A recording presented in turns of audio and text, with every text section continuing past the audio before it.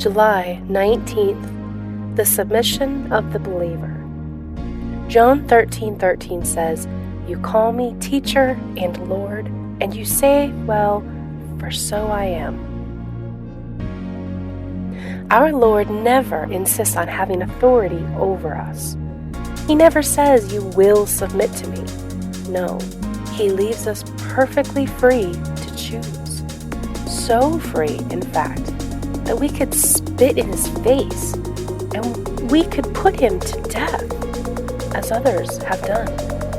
And yet He will never say a word.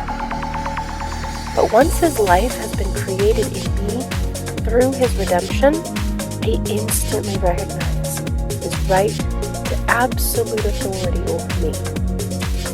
It is a complete and effective domination in which I acknowledge that you are worthy, Lord. Revelation 4:11. It is simply the unworthiness within me that refuses to bow down or to submit to one who is worthy. When I meet someone who is more holy than myself, and I don't recognize His worthiness, nor obey His instructions for me, it is a sign of my own unworthiness being revealed. God teaches us by using these people who are a little better than we are, not being intellectually, but more holy, and He continues to do so until we willingly submit. Then the whole attitude of our life is one of obedience to Him. If our Lord insisted on our obedience, He would simply become a taskmaster and cease to have any real authority. He never insists on obedience, but when we truly see Him, we will instantly obey Him.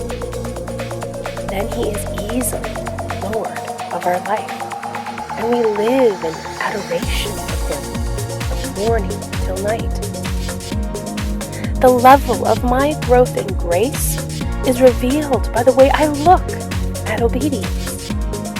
We should have a much higher view of the word obedience, rescuing it from the mire of the world.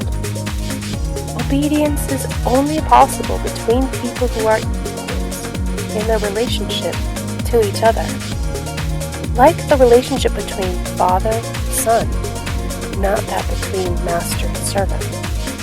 Jesus showed this relationship by saying, "I and my Father are one." John 10:30. Though He was a son, yet He learned obedience by the things which He suffered. Hebrews 5:8.